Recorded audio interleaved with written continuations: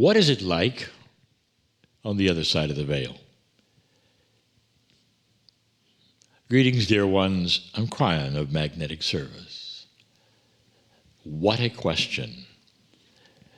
And there are many who silently ask that, knowing that perhaps it would be difficult to get an answer that made sense. And you're right. What if a child would ask that, having perhaps heard a channeling or gone to church or whatever it is, where someone talked about what is on the other side of the veil? And of course, the answer is always, well, that's where God lives. That is the linear answer, and it comes from mythology, it comes from religious doctrine, it comes from so many places except the truth. First of all, you have to ask yourself, what is the veil? But first, even before that, I want to take you back to when my partner, the man in the chair, first sat down and said the words, "If you're there, show me." We have spoken of this often, but in this particular explanation, or speaking of the veil in particular, this is very appropriate for you to hear yet again. The channeler sits in the chair and he challenges that which is Kryon, the veil, God, whatever, challenges, saying, if you are there, show me. I would like to tell you that when those words were uttered, everything changed. It changed in his life, and he didn't know it yet as he was actually preparing to sit in the chair. It changed because there was a multitude, you might say, of angelic forms and energies that were alerted. Perhaps you could even have a cartoon where all their heads snapped in unison to the chair. And they prepared to show my partner, because he had asked the magic question. It's the question that we invite every single one of you to ask. If you are there, show me. This is your invitation, because we made you look. And in the process of making you look, it means you're curious enough to make the challenge. And he was. He had hoped secretly. Perhaps he even knew in an internal way nothing would happen. Of course, nothing would happen, but it did. As it will in your life as well. Because when he sat in the chair for a moment, he was on the other side of the veil. And he'll never forget it. He will never forget it. This will be the scene that he carries in his last breath. And it will be the same with all of you. Because once you get to sense, feel, or even visualize, or even see what's on the other side of the veil, it never leaves you. Every cell of his body, you might say, was alerted. And the sensations went with the visualizations, but he was saturated with the love of Spirit.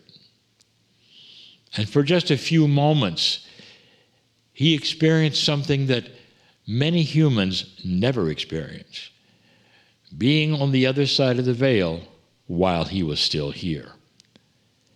To having it open up so that every cell was so filled with love and peace. And then for just that moment or two, he didn't want to go. He didn't want to come back. And that was surging through his body for those moments when he snapped back into the chair. He popped up off the chair and he was actually angry. And he says he was angry at the fact that he had felt manipulated, perhaps. He actually spoke to the chair and said, "Don't do that again." But he didn't mean that. What really happened was he went someplace and didn't want to come back. Have you ever heard these words from humans who have experienced an NDE, a near-death experience? And the answer is constantly. They go to a place, again, it's not a place at all. It's a dimensional energy. And in that, they feel things they have never felt in their life, spectacular visions, and a peacefulness that they had no idea they could even have. Everything simply dropped from them that was earthly, and they were in the most beautiful, serene place with others, and they felt love. And of course they didn't want to come back, and they did. It's the same thing. What do you think, truly, might be on the other side of the veil? Not to be trite with you, but the answer is everything that's not here. The other side of what you call the veil is a linear visualization. You put a wall there, you call it a veil. God is on one side and you're on the other. And that is the simple version, and that's the child's version that you're told. And now we get a little more esoteric. And now I will tell you what I've said before. You should hear this, dear ones. It's one of the most loving things I could ever give you. The veil is inside you. Everything that the Creator has for you that might be on the other side of the veil is actually inside you. And you know this because even in your dreams, sometimes you get to peek at it. Sometimes you get the most angelic dream. Every so often, your consciousness is allowed to go into those divine parts of you that reveal the music, the colors, all the things that are not here on this planet, in this linearity that you're in. And you'll come back from it, and you'll say, why did it stop? This is the most beautiful thing. Oh, that is really good. I wish for you more of those dreams, dear ones. I wish, that is to say, I cannot create them. I would love to see you have those on a regular basis. You can have them. It takes a human being who is out of fear, out of anxiety, and in a place that invites them. The veil is inside you, and it is moving. It is getting thinner, and we have said that as well. This veil comes with the human being, and it's what separates you dimensionally. Now, this month we have spoken of multi-dimensions. We have spoken of just the very time fractal, you might say, of dimensionality. It changes. What if the other side of the veil was all dimensions that you could then feel and see, and instantly you would be with the Creator? That's the difference. Every single one of you is one breath away from the Creator. And that is inside you. Every single cell of your body has what we would call a divine complement. Every cell of your body knows divinity. This is how you arrived. And it's completely and totally covered by the dimension that you live in. This planet, right now, is starting to expand dimensionally. That is the veil. The planet is involved. You are involved.